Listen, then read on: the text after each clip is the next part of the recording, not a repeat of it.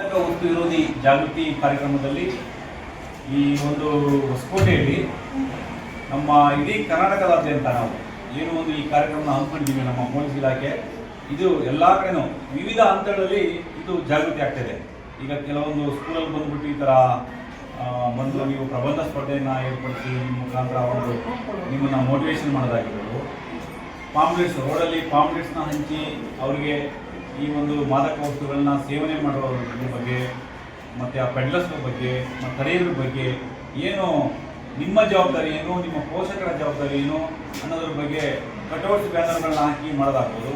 ಇನ್ನು ನಿಮ್ಗೆ ಗೊತ್ತಿರ್ಬೋದು, ಸೋಷಿಯಲ್ ಮೀಡಿಯಾ ಇವಾಗ ಭಾಳ ಫಾಸ್ಟ್ ಇದೆ. ಇವಾಗ ನೀವು ಫೇಸ್ಬುಕ್ಕು, ವಾಟ್ಸಪ್ಪು ಎಲ್ಲ ನೋಡ್ತೀವಿ, ಟ್ವಿಟರ್ ಎಲ್ಲ ನೋಡ್ತಿಲ್ಲ.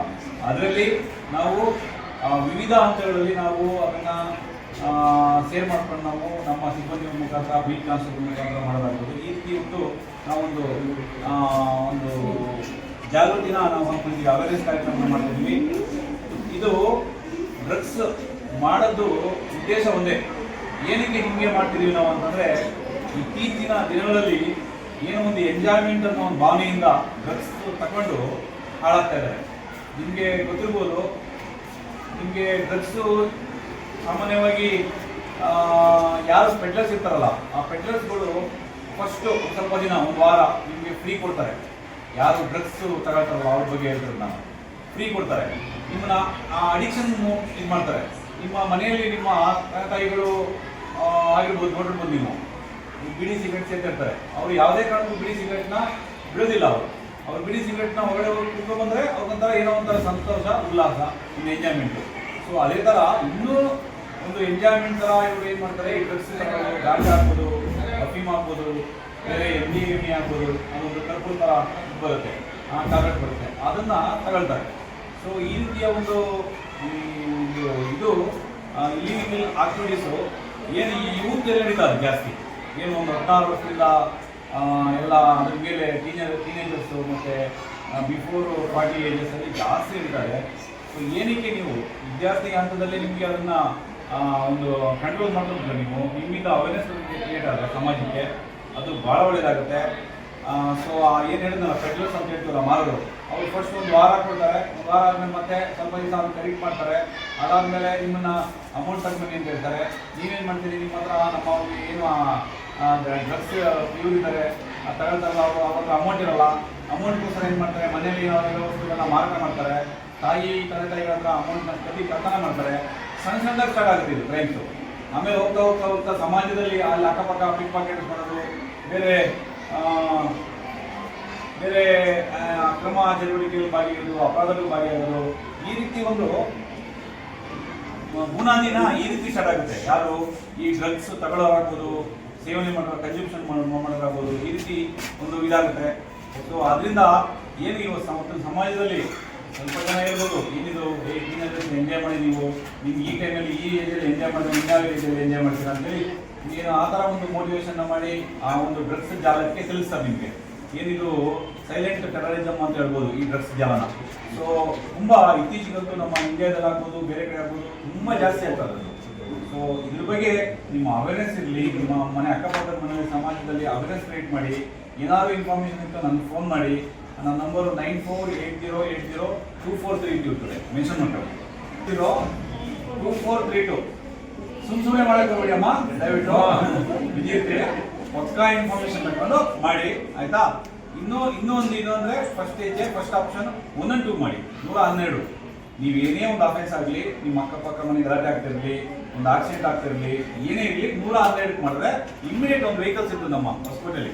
ಇಮಿಡಿಯೇಟ್ ವೆಹಿಕಲ್ಸ್ ಒಂದು 5 ಮಿನಿಟ್ಸ್ ಬಂದ್ಬಿಡ್ತದೆ. ಏನೇ ಇರಲಿ, ನಿಮ್ಗೆ ಯಾರೋ ರ್ಯಾಗಿಂಗ್ ಮಾಡೋದಾಗ್ಬೋದು, ನಿಮ್ಗೇನೋ ಸಸ್ಪೆಕ್ಟ್ಸು ಇದಾಗ್ಬೋದು, ಏನೋ ಒಂದು ಯಾರೋ ಒಬ್ಬ ಈಗ ಮೊನ್ನೆ ಇಲ್ಲಿ ಒಂದು ನಾವು ಚೈನ್ ಸ್ನ್ಯಾಚಿಂಗ್ ಇದ್ದಿದ್ದು, ನಾವು ಹಂಗೆ ಅಡ್ಡಾಡ್ಕೊಂಡೆಲ್ಲ ಬೈಕಲ್ಲಿ ಅಡ್ಡಾಡ್ತಿರ್ತಾರೆ, ವಾಚ್ ಮಾಡ್ತಿರ್ತಾರೆ.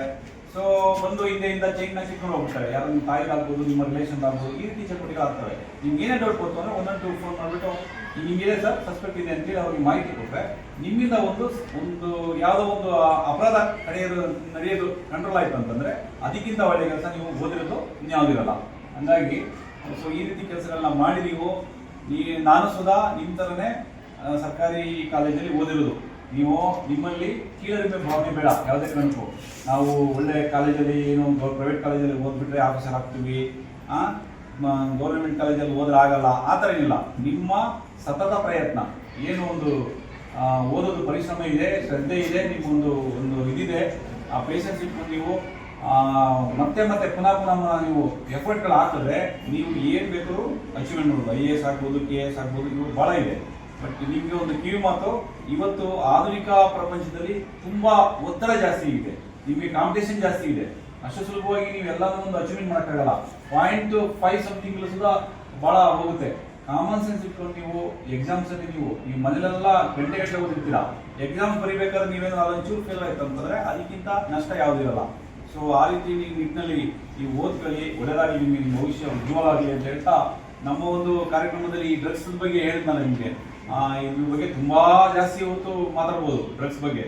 ಆದರೆ ಏನು ಡ್ರಗ್ಸ್ ಅಂತಂದ್ರೆ ನೀವು ಮಾಡಬೇಕಾದ್ರು ಅದ್ರ ಬಗ್ಗೆ ತಿಳ್ಕೊಳ್ಳೋದಕ್ಕಿಂತ ತುಂಬಾ ಏನೋ ಹಾಳಕ್ಕೆ ಹೋಗೋದಕ್ಕಿಂತ ನೀವು ನಡೆಯೋದನ್ನ ಕಂಟ್ರೋಲ್ ಮಾಡಿದ್ರೆ ಅದಕ್ಕಿಂತ ಒಳ್ಳೆ ಕೆಲಸ ಯಾವುದಿಲ್ಲ. ನಮ್ಮ ಹತ್ರ ಸುಮಾರು ಕಂಪ್ಲೇಂಟ್ಗಳು ಬರ್ತವೆ, ಏನು ನನ್ನ ಮಗ ಫುಲ್ಲು ಡ್ರಗ್ಸ್ ಅಡಿಕ್ಟ್ ಆಗಿದ್ದಾನೆ ಸ್ವಾಮಿ, ಅವ್ನಿಗೆ ಏನಾದ್ರು ಮಾಡಿ ಬುದ್ಧಿವಾದ ಹೇಳಿ ಕೌನ್ಸಿಲಿಂಗ್ ಮಾಡಿ ಅಂತ ಒಬ್ಬರು ತಾಯಿ ಬಂದಿದ್ರು. ಇಲ್ಲೇ ನಮ್ಮ ಹೊಸಕೋಟೆ ತುಂಬ ಇದೆ, ಎಲ್ಲ ಕಡೆ ಇದೆ, ಬೆಂಗಳೂರಲ್ಲಿ ಎಲ್ಲ ಕಡೆ ಏನಾಗಿದೆ, ಆ ಒಂದು ಜಾಲಕ್ಕೆ ಸಿಲುಕಿಸೋರು ಜಾಸ್ತಿ ಇರ್ತಾರೆ. ಸೊ ಅದರಿಂದ ಆಮೇಲೆ ಅದರಲ್ಲಿ ಅವರು ಬಂದು ನಾವು ಮಗನ ತಗೊಂಡು ಬಂದರೆ ಅವ್ನು ಫುಲ್ ಎಲ್ಲ ವೀಕ್ ಆಗಿಬಿಟ್ಟಿದ್ದಾನೆ. ಎಲ್ಲ ಅವನಿಗೆ ಡ್ರಗ್ಸ್ ತಗೊಳ್ಳಾದ್ರೆ ಅವ್ನ ಜೀವನ ನಡೆಯೋದೇ ಇಲ್ಲ, ಅವನು ಮುಂದಕ್ಕೆ ಹೋಗಲ್ಲ, ಅವನು ಮೈಂಡು ಆಕ್ಟಿವ್ ಆಗಲ್ಲ ಅವನು. ಸೊ ಈ ನಿಟ್ಟಿನಲ್ಲಿ ನಾವು ಅವ್ನು ಕರೆದು ಕೌನ್ಸಿಲಿಂಗ್ ಮಾಡಿ ಏನೋ ಮಾಡಿದ್ರೆ ಸ್ವಲ್ಪ ಜನ ಸುಧಾರಣೆ ಆಗ್ತಾರೆ, ಮತ್ತೆ ಅದೇ ರೀತಿ ಮತ್ತೆ ಹೋಗ್ತಾರೆ. ಅದಕ್ಕೆ ಒಂದು ಸಲ ಬಲಿಯಾಗ್ಬಿಟ್ರೆ ಭಾಳ ಕಷ್ಟ ಆ ಒಂದು ಜಾಬ್ನಿಂದ ಹೊರಗಡೆ ಬರೋದು. ಇನ್ನೊಬ್ರು ಯಾರೋ ಸಾಫ್ಟ್ವೇರ್ ಇಂಜಿನಿಯರ್ ಇದ್ದಾನೆ, ಅವನು MD ಸಾಫ್ಟ್ವೇರ್ ಇಂಜಿನಿಯರ್ ಇದ್ದಾರೆ. ಅವರು ಏನಾಗಿದೆ, ಡ್ರಗ್ಸ್ ತಗೊಂಡು ಈ MD MA ಟ್ಯಾಬ್ಲೆಟ್ಸ್ ತಗೊಂಡು ಏನಾಗ್ತದೆ, ಅವರಿಗೆ ಮೈಂಡ್ ವರ್ಕ್ ಆಗಲ್ಲ. ಮೈಂಡ್ ವರ್ಕ್ ಆಗಬೇಕು ಅಂದರೆ ಡ್ರಗ್ಸ್ ತಗೋಬೇಕು. ಏನು ನಮ್ಮದೊಂದು ಬಾಡಿ ಸಿಸ್ಟಮ್ ಇದೆ, ಅದೆಲ್ಲ ಒಂದು ಡ್ರಗ್ಸ್ ಕನೆಕ್ಟ್ ಆಗಿರ್ತದೆ. ಸೊ ಮಂಕಾಗಿರ್ತಾರೆ ನನ್ನ ಗಂಡ, ಅದಕ್ಕೆ ನೀವು ಸ್ವಲ್ಪ ಬುದ್ಧಿವಾದ ಹೇಳಿ ಅಂತ ಈ ರೀತಿ ಕಂಪ್ಲೇಂಟ್ಗಳು ಸರ್ವೇ ಸಾಮಾನ್ಯ ಬರ್ತವೆ, ನೂರಾರು ಬರ್ತವೆ. ಸೊ ಈ ನಿಟ್ಟಿನಲ್ಲಿ ನಿಮ್ಮ ಅಣ್ತಂದಿರಾಗ್ಬೋದು, ನಿಮ್ಮ ಮನೆ ಅಕ್ಕಪಕ್ಕ ಇರ್ಬೋದು, ಹೈಯೆಸ್ಟ್ ನಮ್ಮಲ್ಲಿ ಇದರಲ್ಲಿ ಈ ನಾಲಾದಲ್ಲಿ ಮತ್ತು ಈ ಕಡೆ ನಮ್ಮ ಇದ್ರದ್ದೆಲ್ಲ ಏರಿಯಾದಲ್ಲಿ ಜಾಸ್ತಿ ಇದ್ದಾವೆ. ಈ ಕಡೆ ಕೋಲಾರ ರೋಡು ಮತ್ತು ಇಲ್ಲೆಲ್ಲ ಕಾಜಿ ಅಂಗಡಿ ಮತ್ತು ಅಲ್ಲೆಲ್ಲ ಜಾಸ್ತಿ ಇದ್ದಾವೆ. ಆಯಿತಾ, ಯಾರೋ ಒಬ್ಬರು ಇರೋದ್ರಿಂದ ಒಂದು ಆ ಏರಿಯಾಕ್ಕೆ ಸುಂದರ ಕೆಟ್ಟ ಹೆಸರಾಗುತ್ತೆ. ಏನೇ ಇರೋ ಮಾಹಿತಿಗಳು ಕೊಡಿ. ನೀವು ಕೊಡೋ ಮಾಹಿತಿನ ನಾವು ಭಾಳ ಗೌಪ್ಯವಾಗಿಡಲಾಗ್ಬೋದು. ಯಾವುದೋ ನಿಮ್ಮ ಹೆಸರು ಸುತ್ತ ಹೇಳೋದು ಬೇಡ, ಯಾಕೆಂದರೆ ನೀವು ಹೆಸರು ಹೇಳ್ಬಿಟ್ಟು ಅಕಸ್ಮಾತ್ ನಿಮ್ಮ ಮೇಲೆ ಟಾರ್ಗೆಟ್ಗಳಾಗ್ಬೋದು, ಬೇರೆ ಆಗ್ಬೋದು, ಆಗ್ತದೆ. ಆಯಿತಾ, ನೀವು ಫೋನ್ ಮಾಡಿ ಜಸ್ಟ್ ಹೆಸರೆಲ್ಲ ಹೇಳಕ್ಕೆ ಹೋಗಬೇಡಿ. ನಾವೇನು ಬೇರೆ ಹೆಸರೆಲ್ಲ ಕೇಳಕ್ಕೆ ಹೋಗಲ್ಲ. ನಮ್ಮ 112 ಆಗ್ಬೋದು, ಇಂಥ ಕಡೆ ನಡೀತಾರೆ ಹಿಂಗಿದೆ ಅಂತ ಹೇಳಿದ್ವಿ.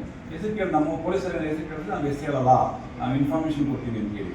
ಸೊ ಇವತ್ತು ಒಂದು ಪ್ರಬಂಧ ಸ್ಪರ್ಧೆ ಮಾಡಿದ್ದಾರೆ ನಮ್ಮ ಸರ್, ತುಂಬ ಖುಷಿಯಾಗುತ್ತೆ. ಕಾಲೇಜ್